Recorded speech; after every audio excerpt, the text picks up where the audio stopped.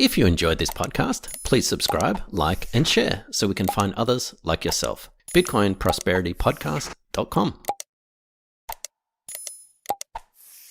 Bitcoin changes that. It makes it more worth it to pursue new renewable energy projects because you can build a new renewable energy project, use half of it for the city, use half of it for mining.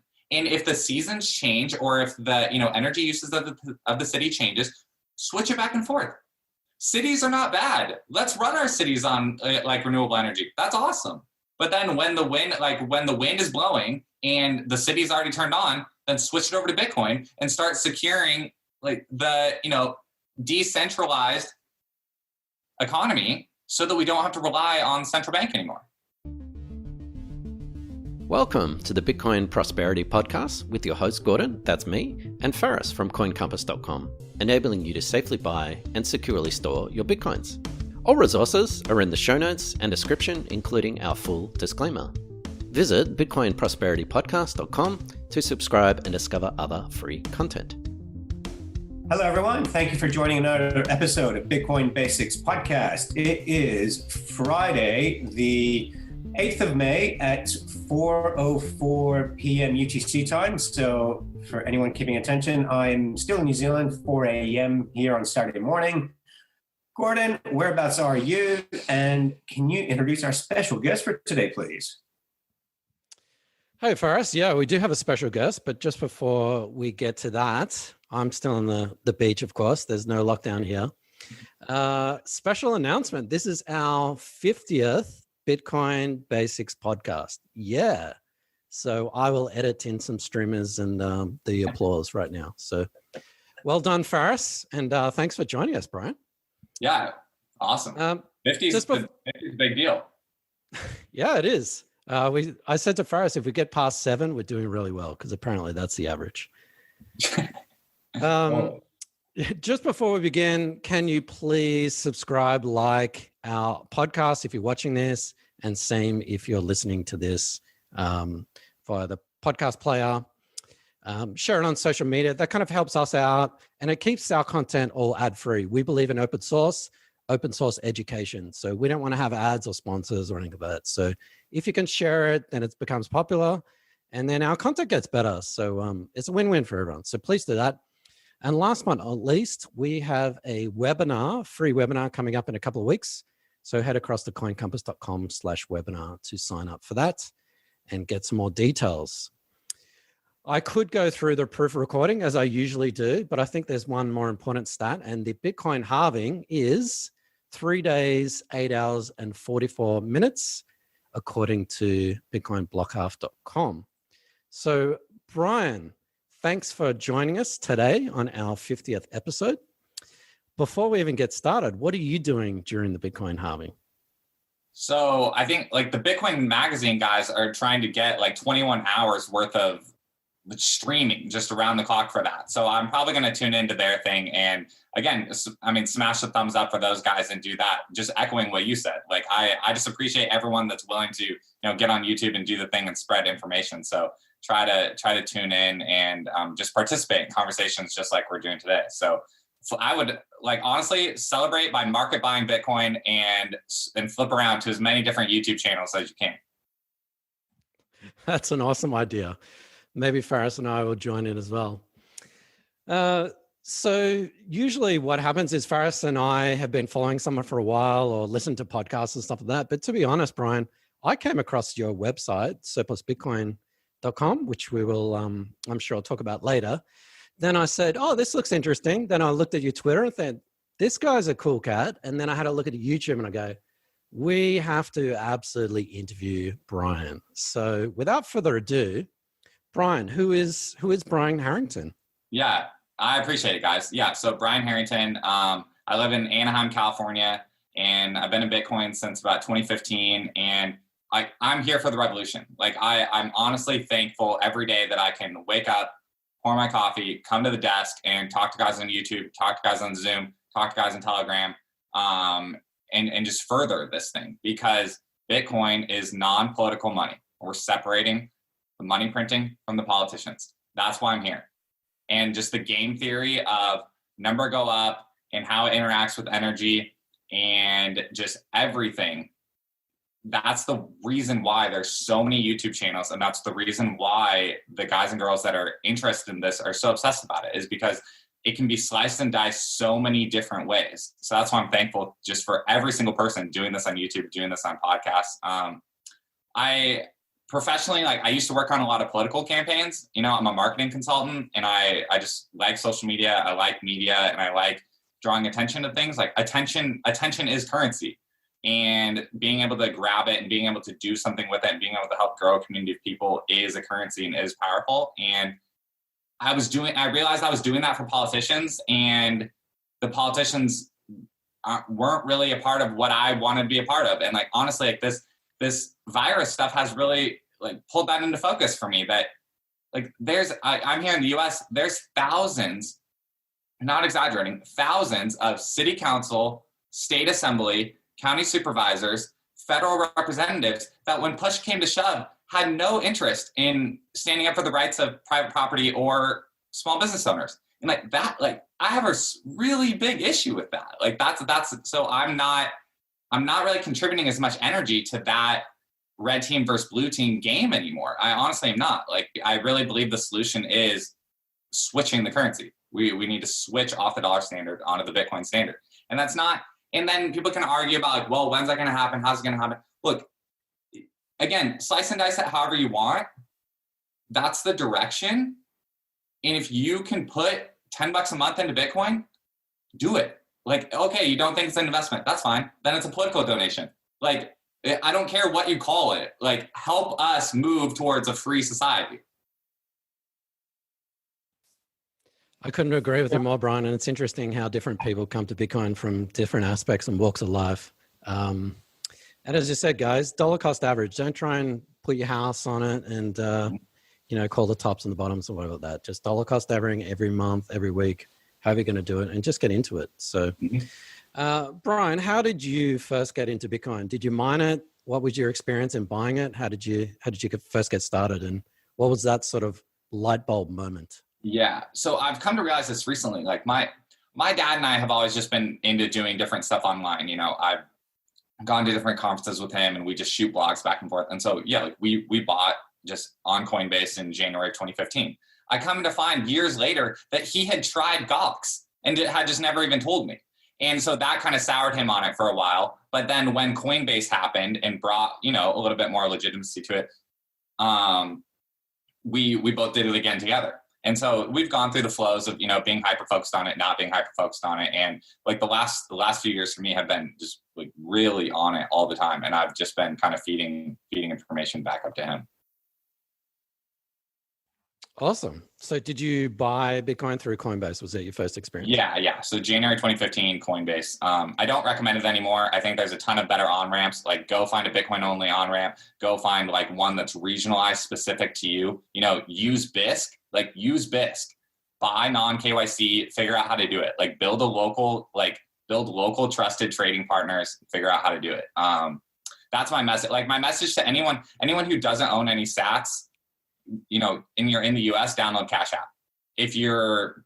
And you guys probably know better than me on the different regional ones. But if you've been buying on Cash App or Coinbase for a while, like, start to like figure out how to go to meetups and figure out how to find local trading partners. Brian, just if you don't mind answering, how long do you think it took you? How many hours of research from when you go, I hear about Bitcoin to I want to buy it to eventually buying Bitcoin? What was that time period, if you don't mind me asking? So to buying the first one, zero. Like, it was, oh, this is a cool new app. Like, it's cool. Like, to me, and that's what I'm kind of coming to find with a lot of people is that, or at least a little bit of the new people that I talk to, it's like, just pitch it as an app. Like, I get too deep down into the economics and the second and third order effects and like all these things. And that's fine. That's fine. But honestly, I think it's easier to talk about that after they've already bought $20 of it.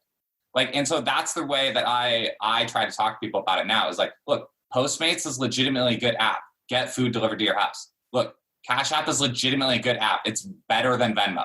Just buy it. Like, just download it. And then, because that's the way I tried Coinbase. Coinbase was just, oh, it's an interesting new thing. Like I feel like people are already primed to just try new things on the internet as long as it's like packaged in a nice app. So I think that's fine. Like leaning into people's willingness to just download apps and try things can be how it is. And then if you stick around, we can talk to you about, hey, like we're actually changing the world here. But then as far as like my getting all the way the economics and like all that stuff, like I'm probably like just a lot of guys here. Like I've listened to thousands of hours of YouTube videos and podcasts and all that stuff.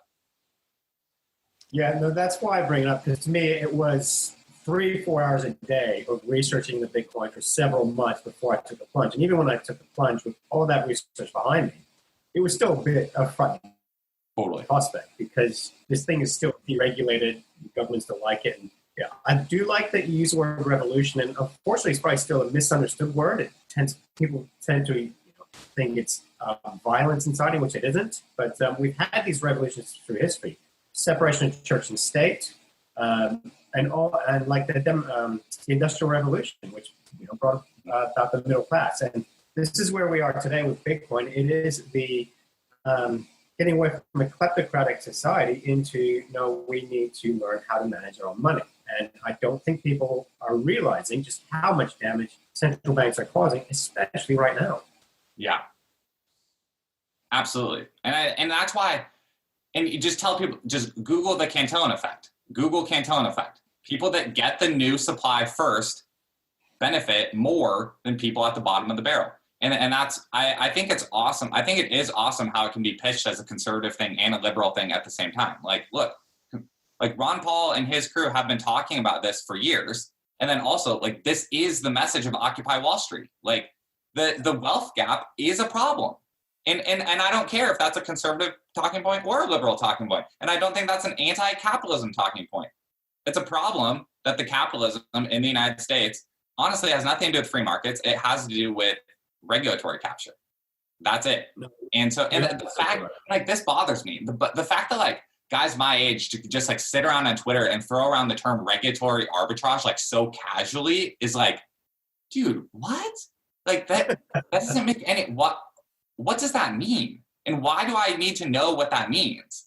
Like, either, like buy and sell goods. Like, it really is that thing where just some days you do just want to hang it all up and just be a bartender, or be like, just own a coffee stand.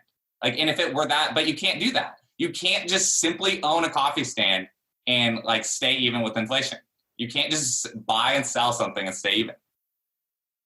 Yeah, absolutely. Yeah, I get really annoyed with that too, Brian. People are like, just move to another state, just move to another country, as if that is something you can easily do tomorrow. Yeah. But so, sorry to get off our politics, because Faris and I could talk about geopolitics and whatever till the cows come home.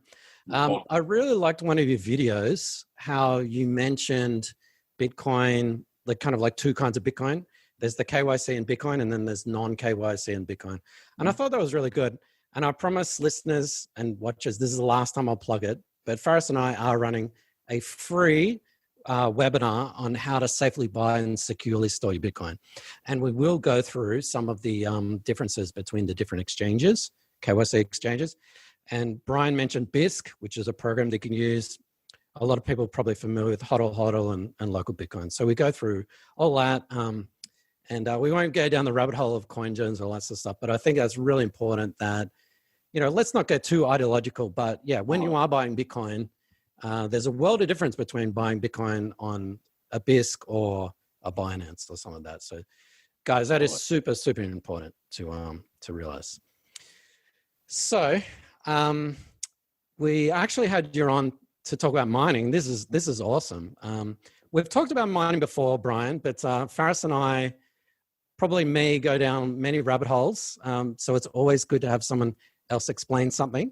Yeah. So how about a quick refresher? What is Bitcoin mining, and why do we need it? Yeah.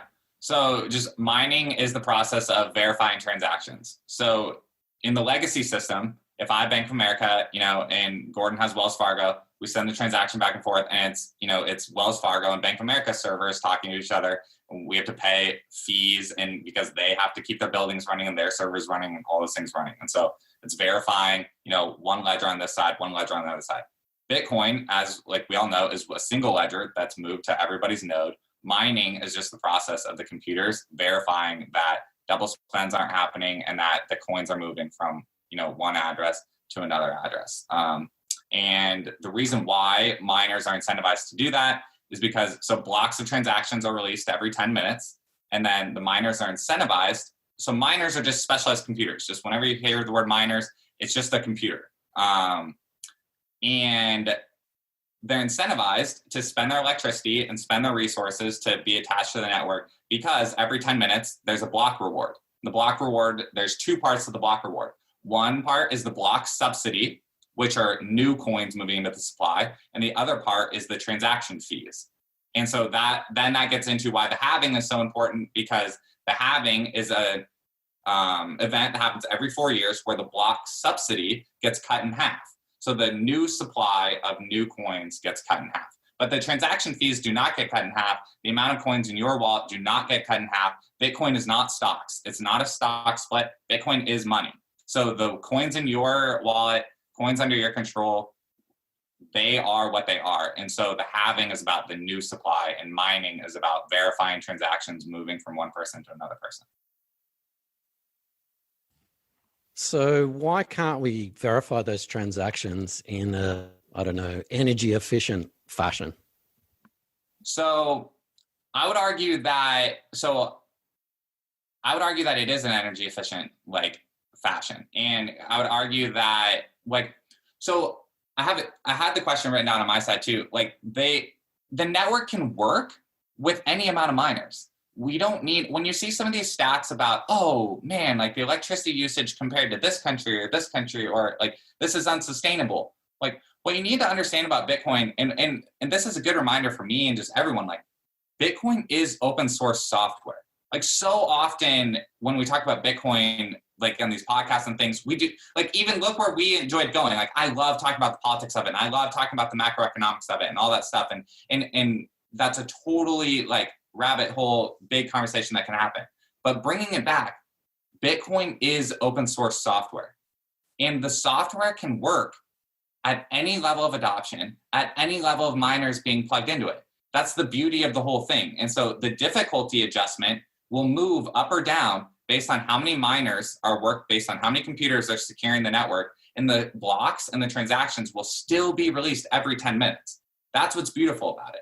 And so it's not that Bitcoin needs massive amounts of electricity. It's that incentive-wise, people are going to buy this hardware and are going to plug it into this network because Bitcoin is a thing. This is what I've been working on, and this is the kind of conversations that I'm trying to educate people with, my site.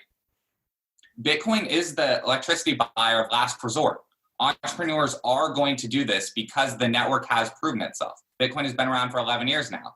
It's as close to being mainstream without being mainstream as you can get. It truly is just in the minds of tons of people, but the information asymmetry is still there. And so Bitcoin does not need massive amounts of electricity, but it is going to consume all the wasted energy potentially in the world because of the game theory behind it. Brian, that was an excellent explanation of mining. I'm actually going to borrow that word for word, if you don't mind, because what we like to do is take this complex word of Bitcoin and explain it succinctly and simply to people. And mining's one I've struggled with to narrow down. So I'm going to borrow that to you because that was really well done. Awesome. The whole criticism of Bitcoin's electricity to me is the one where I probably get a motive on. Is such a lazy argument to me. When you think of what the world is using for air conditioners, for example, the amount of power that goes into air conditioners and banks that leave lights on at night in these tall skyscrapers. So I don't see how people aren't criticizing those decisions, but you want to criticize Bitcoin. long term, do you think that we might actually have some governments, thinking at the moment we've got Venezuela, Argentina, who, inflation's at 36%. Do you think we might get to a position where they go, you know what, why are we wasting our time with our own national currency? Let's just move over to Bitcoin. Yeah, I mean, I think it makes sense. And I think that more like, it's like on the one hand, I could be like, yeah, like that's going to happen. Like, absolutely, because I've heard just so many other people say it on podcasts, but then just break it down to the question. Like, if you are that world leader, or if you are, like, I've worked on political campaigns, like I've been, a paid person, like for these decision makers. You pitch ideas. Sometimes they're accepted. Sometimes they're not accepted. Like the crazy thing about truly crazy thing about Bitcoin is more and more people are watching videos and podcasts and learning about it every single day. And the game theory isn't breaking. The game theory isn't breaking. In politics and like macroeconomics, is game theory. And so, yeah, if truthfully, math-wise, yes, if a country realizes, hey, this is not working, we do have an abundance of XYZ resource that can be moved into electricity, that can be, plugged into computers that mine Bitcoin. And then you're telling me that we can get around sanctions with a free market currency like that. That is in the world now. That idea is not going back in the box. And the fact that it's not us, like it's not just us three talking about this on the internet today. Like hundreds, like thousands of other people on the internet are talking about that today. And that's amazing to me. Well, an official in the Iranian government mentioned cryptocurrencies as a way of avoiding sanctions. So one thing on Bitcoin mining, so let's say you are a government or a private enterprise, you want to get into Bitcoin mining now. And I know a lot of the arguments will be the easy money Bitcoin's been done. You should have been mining years ago. With the halving coming up, do you think it will disincentivize miners, or will there still be enough incentive for them to make a decent profit just from the transactions? So I think that, the subsidy is going to be a large part of it for the next, let's just call it 10 years, and potentially beyond that. The subsidy is the majority of the reward that you're getting. And so, yes, I think people are incentivized, because the way that I look at the, like, is mining profitable question is always on the energy side. I just think it's, if you have, like, the people that hold the power are the energy producers. And a few middlemen along the way, but not really, because the information is publicly available, and that will continue to get squeezed and squeezed and squeezed. So, like, the people that hold the power to decide whether they want to participate in this or not are the energy providers, because capital is widely accessible. The actual equipment is pretty widely acceptable. The information is getting more and more out there every day. And if you're an energy producer, and like, we'll just take natural gas. Like, so you can either sell natural gas to the pipeline for an X rate, or you can turn it into electricity behind the meter on your own property and mine Bitcoin with it, and then do your own economics on how much you hold in Bitcoin and how much you hold in, a different currency. Like, that game theory works, and that game theory is going to happen on lots of small and big energy producers all the time. I think from now on going, it's just truly, it's a world commodity that trades 24/7, 365, and all you need to start being a producer of it is electricity. Yeah, it's like Faris. I get really annoyed with these arguments, because it's like, it's not the use of electricity that is a bad thing, because everyone uses electricity. I've got lights on here and whatnot. We're not all living outside with mosquitoes in tents and walking around. We're driving cars and whatnot. It's where we get that energy from is a different debate. So just going to your business, Brian, Surplus Bitcoin. Yeah. Are the energy producers, for example, you mentioned natural gas, are they mining Bitcoin on their own property, or are they sort of subcontract, or are there miners coming in and putting equipment into their facility? So all of the above, like lots of, different arrangements are, happening. And that was the whole point of, me building Surplus Bitcoin, was to just help energy producers get connected with miners. So it's any and all of the above, because it's who wants to put up the capital and who wants to hold the currency risk. If you as the energy producer, go invest your time and become convinced on Bitcoin and are willing to hold the currency risk and willing to go long on the equipment and long on the currency, that's great. Own the whole thing end to end. And honestly, I mean, that's what I would suggest. Pay a consultant to connect you with the right people to build your stuff, and then own the whole thing end to end. That's legitimately the first thing I try to steer everyone who sends me an inbound at Surplus Bitcoin. That's the first thing I tell them. Like, look, pay a consultant, own the whole thing end to end. Like, but if you want to do it different, that's fine. We can structure contracts in any way. If you want to just sell if this changes your, access to, because electricity markets are so like, I'm not an like energy expert. Like the electricity markets, like I would have to go spend thousands of hours, the same way I've like tried to learn about Bitcoin, on learning, all the ins and outs of how to sell electricity to the open market. Like, and that's so crazy that it has to be that complicated. Like, and that's why Bitcoin mining behind the fence can make anything, like can just change your economics. Because, okay, that's fine. You guys want to complicate the market for electricity? That's fine.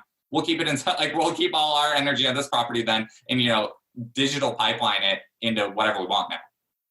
That's the reality. And so that's why it's like my pitch is because a market that I'm trying to go after right now too is, and I'm welcome to everyone's help on this. Like anyone can send me an email. My email's at Surplus Bitcoin, is like municipalities. Like there's public projects. There's public projects that have built solar panels and built wind farms, and no one's really talking to them because Bitcoin, we have this, libertarian, just total bent of like, we are very frustrated with wasted public works projects and whatever, which is all true.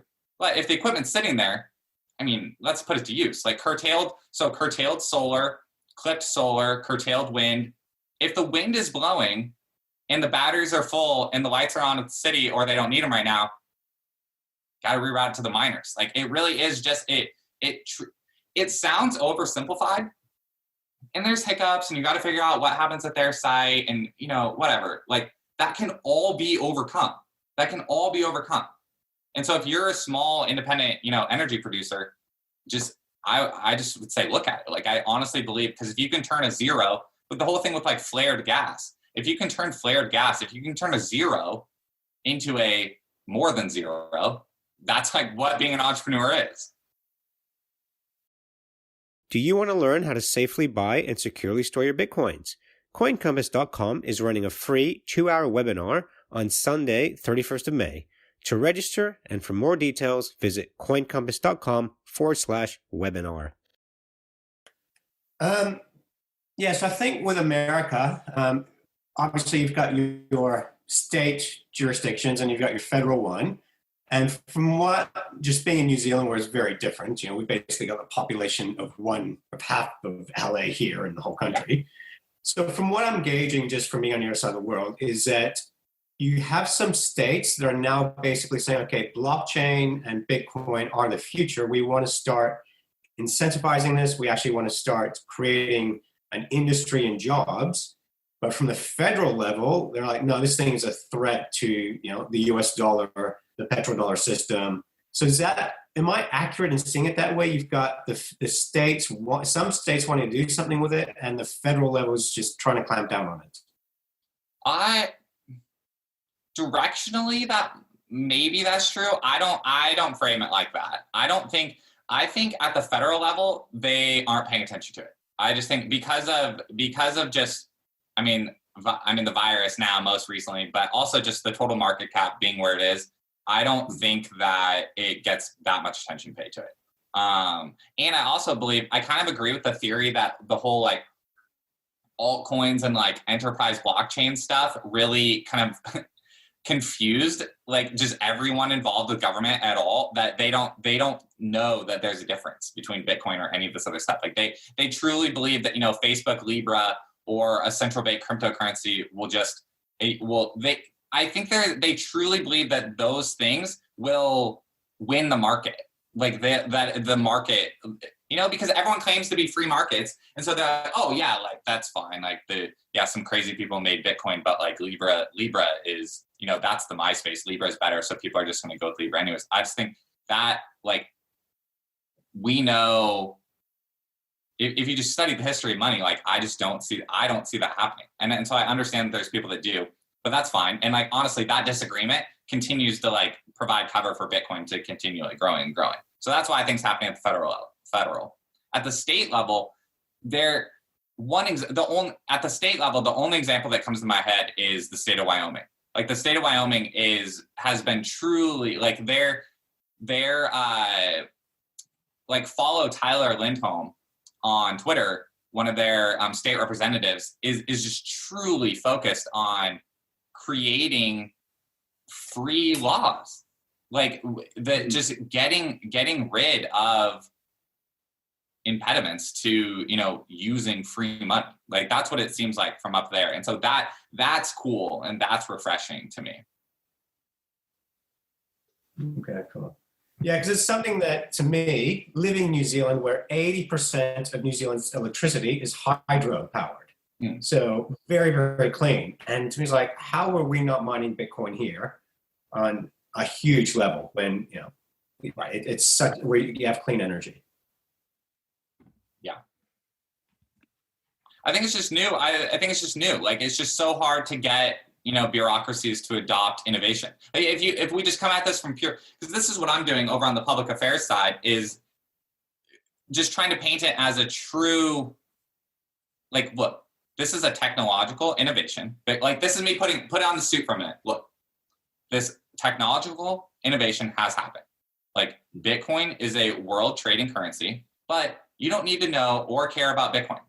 Like the market for this commodity has changed energy markets. So if you have wasted or curtailed energy or selling it for less than the rate that you can get to mine this, then we can increase your profit margins. So if you're a small city in the state of California and, coronavirus has impacted your, revenue as a city, and your pensions are coming the other way or whatever, like just all the issues with small cities.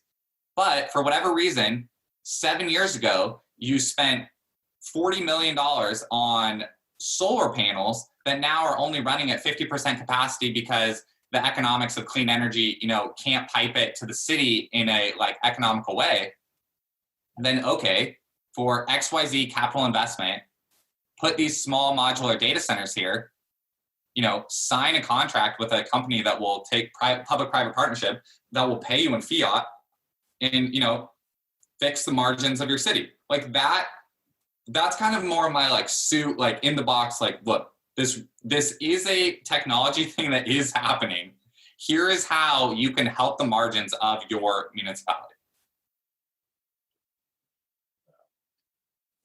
Yeah, that's fascinating. And that's something where it makes a lot of sense. They'd be making money from it, but I can see why it'd be a slow, frustrating grind from your end as well. Totally. But it's exciting. I mean, because one of the little things in like my head is, this is one step closer to getting Bitcoin on the balance sheet of a municipality. And that's positive. That like, I truly believe this isn't, and this is where I kind of combat the whole, well, Brian's just a crazy libertarian, he wants to like do all this stuff. Like, no, like this is truly positive. Like if you're an elected politician and you are holding up to your mandate and truly trying to advance society and truly trying to help your citizens, look, learn why Bitcoin's better money, learn how it affects energy markets, put public resources to work profitably to increase that, and then more and more look at holding this currency instead of this currency. And just have two sides of the balance sheet. The same way I talk about having two sides of, my personal balance sheet. And it's like the same thing I can do for personal finance, and the same thing I love talking to, couples and friends about is like, look, we live in a two currency society now. I've already pegged myself out. 24/7, 365, you can peg yourself out. You don't have to live under cronyism. Do you find, Brian, that in these conversations with people, and this is more of an American-centric question, that would people feel unpatriotic by moving on to Bitcoin? So I've seen that a few times. It's not widely said, but I was on a channel the other day where I'm just doing my normal talk, and he goes, well, so you don't trust the, faith and credit of the United States government? And I'm like, dude, you said that. I did not say that. And then that's where you pivot to the whole, look, like, I'm a patriot. Like, I'm a registered Republican. Like, I am a conservative. Like, I have the American flag in my office. Like, this, I truly believe, like, this is like a back to founding fathers principles. Like, what are you guys doing? Like, the way that you bastardized this whole thing is not the point of this. And so, I'm holding the line on liberty right here from my house. That's why I have no problem. Like, that's why I 100% respect cypherpunks and, truly, like, liberty fighting, privacy fighting computer developers. Like, I truly appreciate, like, their work and what they do. And I understand their reason for needing to, like, stay anonymous and stay pseudonymous. I'm, like, trying to tackle this from the other side, looking like, look, my name is Brian Harrington. I live in Anaheim, California. Like, I'm elected to the Orange County Republican Central Committee. I believe Bitcoin is a good move for the United States, period. Like, that's what I think is, like, cool about the whole thing too, is that, no, I truly believe it's, like, a very American thing. People forget that the founding fathers were actually considered terrorists by the English Empire. Yeah. I think about that a lot. I mean, this thing truly, like, the virus has, like, brought that back into focus for me. I just think, like, inside the United States of America, politicians voted to tell an entrepreneur, you are not allowed to take the key to an office that you pay a lease on or own that building, turn the key, walk inside, and perform your business for money. The United States, city council and county council and congressmen across the United States made that decision. The virus did not make that decision. Bitcoin did not make that decision. Like, elected people made that decision. And so me, as an elected person, am choosing to make a different decision. Like, I'm not going to hold 100% of your currency that is the fuel for that kind of tyranny. I'm going to hold a portion of my wealth in a different currency. Well, at the very least, they're breaking a social contract, and also it's unconstitutional. I kind of enjoy it from a non-US point of view. I do enjoy all the civil disobedience, and I kind of wonder that should spread towards the rest of the world. But yeah, I think you're right, Brian. Like, some Bitcoiners were kind of like, it's this or nothing. It's the government or anarchy, or it's this and that. And it's like, look, you still have to pay your rent. You still have to pay your taxes. You're always going to deal with separate currencies. So I think, for example, you pay your taxes US dollars, you probably pay your rent in US dollars. But for the other systems and for the other goods and services, you don't have to go in the street and demonstrate and hold up placards. You can just opt out. And I know it's a meme and everyone says that with Bitcoin, but right. It truly is an opt out. There doesn't need to be a violent revolution. You can just say, look, I'm not going to deal in this currency. I'm just not going to use US dollars. Totally. For these goods and services. I'm going to deal in Bitcoin. So, well, and I think it's getting easier every day. Like, because here's what I think. Here's what I think is truly within grasp. So BlockFi, American company, is going to come out with a Bitcoin-backed rewards card. Okay, so that'll happen in 2021. I have no idea if this is on their roadmap, but if I was gearing up for it, I would say, like, then there's only one pivot to paying the bill in Bitcoin then. Because if you're already paying me rewards points in Bitcoin, that's fine. Okay, let's pivot. And 1 year after that, let me settle the bill in Bitcoin. Okay, because what are my two biggest bills every month? My mortgage and my credit card bill. I paid my car off, so there's two things. There's two things I pay every month: mortgage and credit card bill. Okay? If that company lets me settle my credit card bill, then there's only one left. Okay? That's it. There's only one left to fully upping my percentage from USD into Bitcoin. And then also the reason, like, why your webinar is so important and teaching people how to buy non-KYC is so important, because we're going to build a circular economy of Bitcoiners. We're annexing ourselves in place. It truly is like how the Amish live under their own rules and the Native Americans live under their own rules. We're going to annex ourselves in place and have a non-KYC Bitcoin economy for goods and services. The same way cash operates. Cash operates as a non-KYC circular economy. I can go out in Anaheim right now and buy tacos for cash, and the government is not involved in that transaction. and everyone knows it. Everyone knows it. That's what Bitcoin is. Yeah, it's just getting into that circular economy is a real friction. I'm on the fence about BlockFi. I understand the benefits of it, but not your keys, not your Bitcoin. So Totally. I'm kind of like, Absolutely. That's like the tension is always positive. Like there must have to be that tension. I'm thankful that other companies are popping up to challenge them and hold them accountable and do that. Absolutely. What I do like that there are American companies popping up where you can post your Bitcoin as collateral to get fiat loans also, because I think that's going to be a big, as we all surf on this transition period, just the more options, the better. And the more understanding of how to divvy up where you're holding your coins, where you're holding your fiat. And because that's another thing too. Like you don't grow up understanding that not all dollars are equal. Like the dollar in your wallet is not the same as the dollar in your bank. It's not the same as, just anything else. Here's another thing too. This is a completely tangent. Like KYC laws hurt poor people, like disproportionately hurt poor people. Like you want to talk about charity. If your friend needs help with their car payment, needs help with their mortgage payment, I'm not allowed to walk into Bank of America and deposit cash in their account. Because who deals in cash? The less fortunate in this country. And like that, so I have an issue with that. So anyone that wants to come at me saying, Brian's championing, non-KYC, yeah, I am. Because I think it's positive because I think the laws currently disproportionately affect less fortunate people. Oh, absolutely. There's a huge class discrimination there. How can someone sign up for BlockFi, for example, without, I don't know, a passport or something like that? But just going back to that, Brian, could you go through, because a lot of our audience, and I don't want to dumb it down for them because we have explained the basics of Bitcoin, but we've been sort of beating this drum of, not your keys, not your coins. Mm-hmm.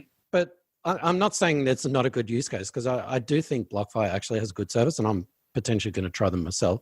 Could you just go in, how does that BlockFi lending, that Bitcoin lending, differ from, storing your coins in a hardware wallet or a Casa or a multi-sig wallet? Totally. So what not your keys, not your coins means is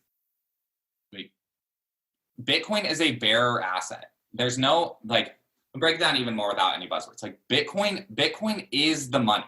Bitcoin is the value. When the $100 bill in your wallet, when you lose that, you can't call the bank. You can't call the bank and say, hey, can you send me another one? Because that is the money. When you lose your credit card, what do? You call the bank and you say, hey, can you turn off that piece of plastic that does the lending, does the whatever, so that no one else can access it? Or even then, if a fraudulent transaction happens, what do? They pull it back. Bitcoin is not that. Bitcoin cannot be pulled back. So if you choose to give your Bitcoin to someone else for a return, or for them to do whatever they want with it, hold it, keep it safe, lend it out for you, there is a risk in that. This is what banking was supposed to be. Like this was what banking is not bad. Even fractional reserve banking is not bad per se. Like lending and borrowing is not bad. That's a healthy thing. That's a positive thing. If someone has a lot of capital and someone else has an idea, the exchange of those two things is good. That has produced tons of great things for the world. What's bad is manipulating the total supply and yanking the rug out from everyone. That's what's bad. And so that's why for Bitcoin, that's why, because Bitcoiners are so radical about this pulling, we are all hammering at the central bank that's pulling the rug out from everyone. A little of that bleed, and because there's been so many poor exchanges that have lost liquidity and lost people's coins, that's why you hear that so much in the Bitcoin community from people that have held coins for a long time is no, don't trust anyone. Everyone's a scammer, which is true. Be overly cautious. Just up your overly cautiousness, because this is not like the legacy system. This is truly different. And so learn how it's different than the legacy system. Get radical on that and understand how it's different. Bitcoin is the money. Get comfortable moving it back and forth between your own wallets under your own control. Then, if you feel good about putting some percentage of your, stack with a company or with different kinds of services, then I think that makes sense. And I think before you get to a place like BlockFi, I do think multi-sig services like Casa, I think are really powerful. I think those are really good. Their software is good. And the way that they teach you how multiple keys work, and then they hold a backup key, so they can't access the funds. You have full control. They have a backup. And the way that they have just the inheritance system and stuff, and they're so skilled at talking to your attorney, talking to your older relatives, other relatives, whatever. That makes me really excited and really just proud about this isn't a joke. It's not a joke. This is a real, I list this on my personal balance sheet every month when I do my finances. This is not a lottery ticket. This is money and is growing. Brian, I love how you brought up the poor use cash, because they just can't access banks these days, and half the world's adult population is unbanked. And we've spoken about this on this podcast before, about microfinance and micro lending, and how that alone is what really has contributed to a lot of the world's underprivileged coming out of poverty. Yeah. Do you see a role for Bitcoin in this microfinance world? Yeah. So I think there's been a lot of good podcasts about this recently. If trying to think of them off the top of my head, if you Google, what is it? I think it's Open Money or something. Or there's a few journalists and one of them was just on Tales from the Crypt. Aalborg.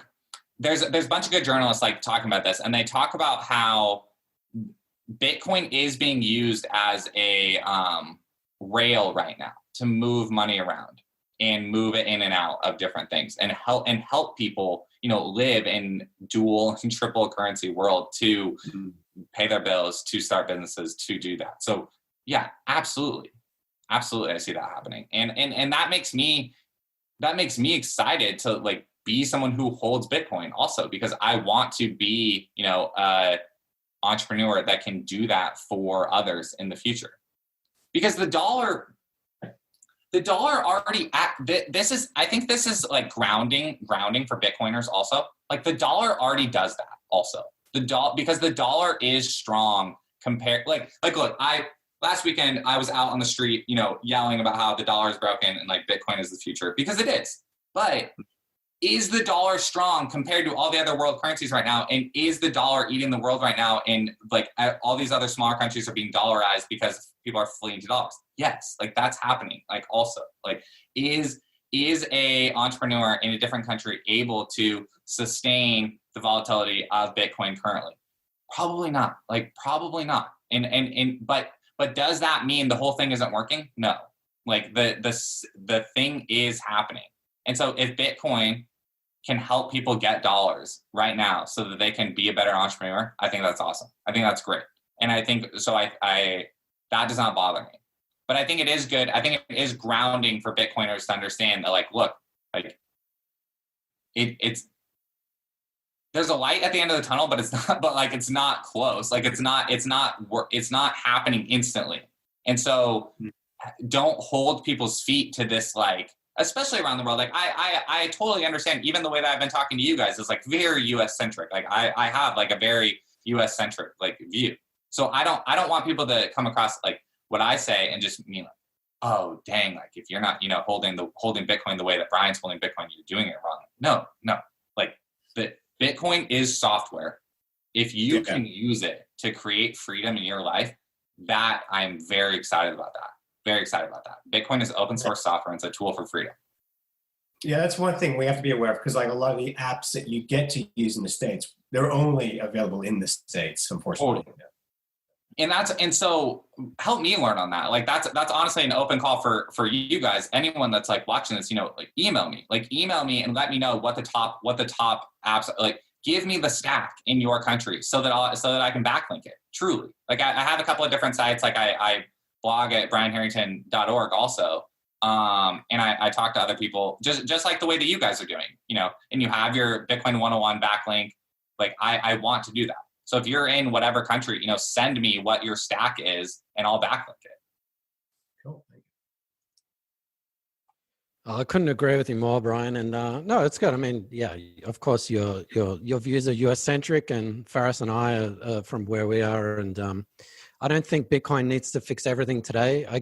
Sometimes I get frustrated with stuff, and you have to sit back and think, look, Bitcoin is not going to replace anything. And you know what? It doesn't need to. It doesn't need to. Well, it's been around for, 13 years. Why haven't we overtaken the US dollar yet? And it's like, one, it doesn't need to do that. But secondly, it'd be complementary. And I've been listening to a lot of podcasts in how they're using Bitcoin in Africa. And it's actually not in the adoption either. It's not buying something Bitcoin. It could be going from one country's currency through Bitcoin to another country's currency. And that's a use case, instead of using Western Union or PayPal or whatever it is, that's a legitimate use case for Bitcoin. Yep. Okay, it's not a medium of exchange. It's not a unit account yet, but it doesn't really matter. But when you're mentioning before about the reality and stock market, stuff like that, I wonder if people are sort of slowly starting to wake up. They see the stock market go absolutely crazy. They see the money printer go brr and all this quantitative easing. Right. And yet I think there was a screenshot on CNBC. You got the stock market on one side, but then in the background, there was a interstitial that said, record unemployment. It's like, hang on, those two things are completely at odds at each other. So, maybe people are slowly waking up. Totally. And look, whatever people are using Bitcoin for today, they're still downloading the wallet on their phone. They're still running through it. And so the infrastructure is there. The knowledge, the mental human knowledge of, hey, like this is a new thing. The reality is changing, like is there. And that's the thing that can't be taken away. A government can't take that away. A new podcast that says that Bitcoin's dead can't take that away. Like someone watched it happen in their life. And that's why I write people. One guy wrote me this morning on Twitter and was like, oh, like, if you have to market it, it's not going to work. I'm like, it's all good, man. Like it just doesn't. That's fine. And we've all experienced that in different ways. Like, look, like this, you can't tell me that this isn't affecting my life because it is. Like I just met two new guys in the world that are like actively championing liberty the same way that I'm championing liberty.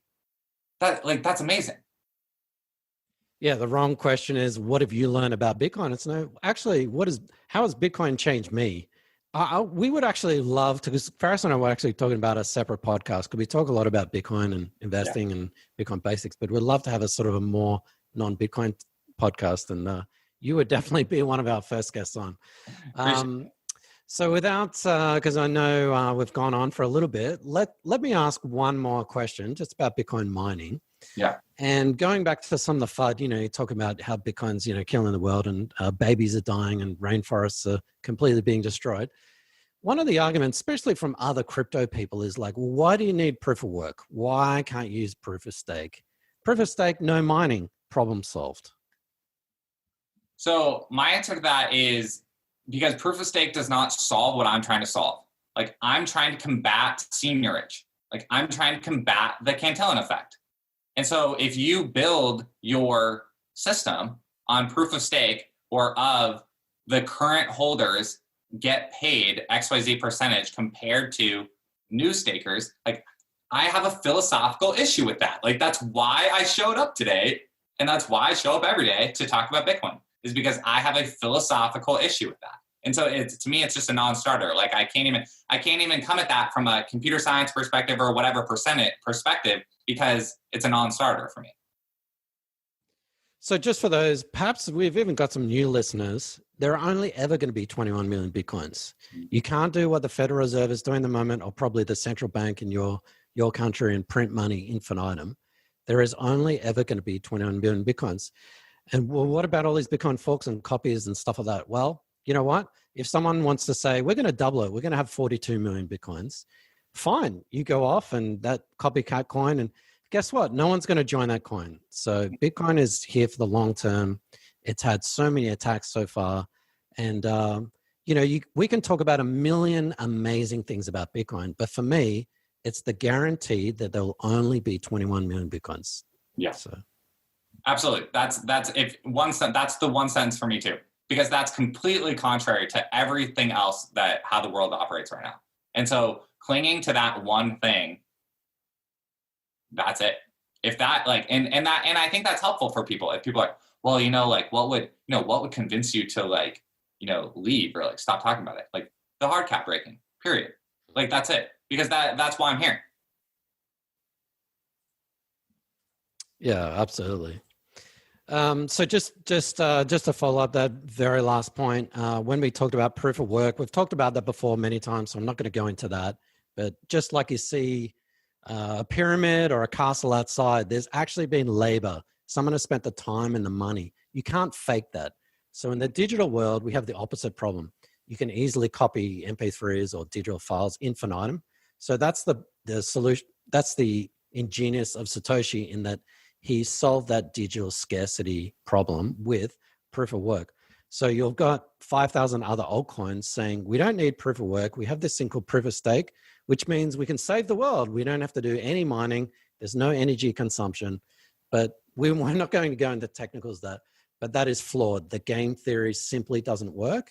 And basically, as Brian said, the person who has the most amount of coins can actually dictate all the decisions in that system. It's kind of like instead of having one person, one vote in a democracy, the more money you have, the more votes you can buy, which I guess that's kind of how politics works anyway. So yeah. Yeah, totally.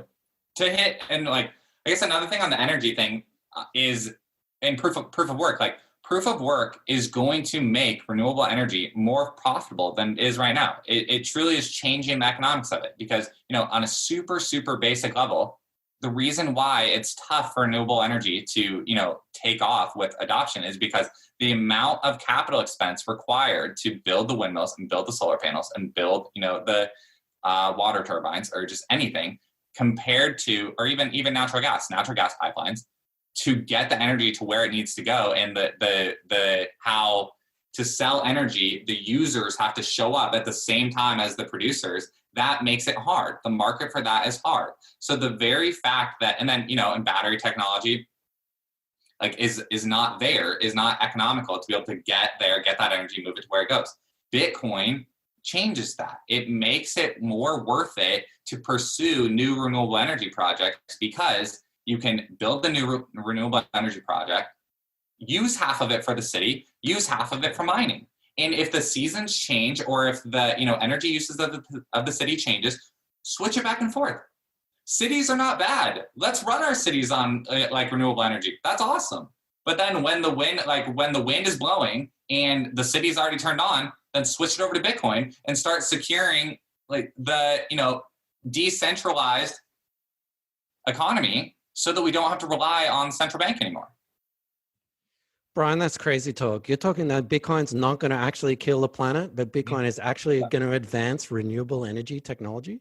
Yeah, truly. Bitcoin, in one sentence, Bitcoin does not waste energy. Bitcoin uses wasted energy. Perfect. Absolutely perfect. Faris, do you have any questions? No, that is revolutionary. And we had a look at Brian's website and I was like, well, this is fascinating. He said something I want to go into a lot more detail myself to find out. And Brian, we'd love to have you on the show again and talk about some more detail. Yeah, no, for sure, guys. I appreciate, thank you for making 50 episodes. Thanks for putting stuff on YouTube. Honestly, I learned everything I know about Bitcoin, from YouTube and podcasts. And so if you're watching this and, this is only your, third time watching anybody on YouTube, just keep watching. Honestly, keep watching, challenge what they're saying. And get on Twitter afterwards. Talk to the people. I'm a real person. You can send me an email, surplus Bitcoin. You can tweet me. It's at Brain Harrington. These guys, I'm going to tweet this video out and tag these guys. That's what we're doing. We're all showing up to the internet and talking together about how this thing is advancing. And so the true call to action is join us. Join us. Well, thank you, Brian. We appreciate that very much.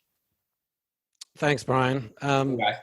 Let's leave with a practical question. If someone is thinking of buying some Bitcoin right now, what's your go-to? What would you advise them to do? Yeah. So in the US, Cash App. Like, just if you're in the US, you have your smartphone, download Cash App. You can go, I mean, if you use the ref link at surplusbitcoin.com, you'll get $5, throw it into sats. And like, that truly is like, just get started. Like, you can match your, if you have no sats today, go to surplusbitcoin.com, download Cash App, match your first $5 into Bitcoin. So for us, no, I've heard of Cash App, but I don't know how it works. Like, is that linked to your bank account? How does that work? Yeah, you throw your debit card on there. Yeah. So I definitely think, if you're not, like, I can just throw out all the sites. Like you said, go to Hodl Hodl, go to Bisq. For, if you Google Coinbase, see if it's working in your jurisdiction, try it.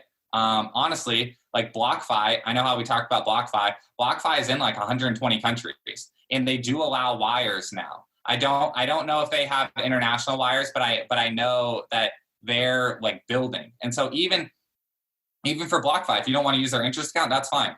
Like, check out their website, see if they're in their jurisdiction. I've got a link to them at surplusbitcoin.com too. See if they accept wires, get the coins and get off. Like, that's awesome. So with Cash App, you basically, we call stacking stats or whatever you want to call it. You're just buying a certain amount. Are those Bitcoins on the Cash App wallet? Like, is that non-custodial, or how does that work? Fully custodial. Like, the wallet is in Cash App. Like, so if Cash App is, it's just a peer-to-peer, like, pay your friends thing. But it can also act as a bank account now. So again, pretty US centric, but if you don't have a bank account, Cash App can be your bank account. It has checking numbers, it has routing numbers. And so just sign up for the app. And what's awesome about it, what is truly awesome about it is it feels like a bank to me. Like, Cash App is by Square, publicly traded company in the United States. And they have three things. They're a bank account, they sell stocks, and they sell Bitcoin. That's it. And then you send Bitcoin or cash back and forth to other people. Like, that's it. I'm actually insanely jealous because I hear about Cash App, especially Tales from the Crypt. They talk about it all the time. I'm like, I can't use it. I'm not in the US. If you're in Canada, go to Bull Bitcoin. Yeah, Canada, Bull Bitcoin. A new UK one just popped up on my Twitter the other day, but I don't have the name off the top of my head. But there's another dollar cost averaging app in the UK. Yeah, there are actually quite a few. So I think Faris will shoot out a weekly email with our updated list of where to buy Bitcoin, KYC and non-KYC. So Brian, once again, really appreciate your time. We definitely have to have you back on. We'd love to talk about some other stuff outside of Bitcoin. Do you want to plug yourself one more time, your websites, Twitter? We'll link everything in the description. And if someone is interested in surplus Bitcoin, what should they do? Yeah, for sure. Yeah, appreciate it, guys. Go to surplusbitcoin.com and email me. My public email's there. surplusbitcoin.com, brian@surplusbitcoin.com. brianharrington.org has links to all my social media. You can find me on Twitter, Brain Harrington. Awesome. Thanks, Brian. Awesome, guys. Thank you, Brian. Yeah.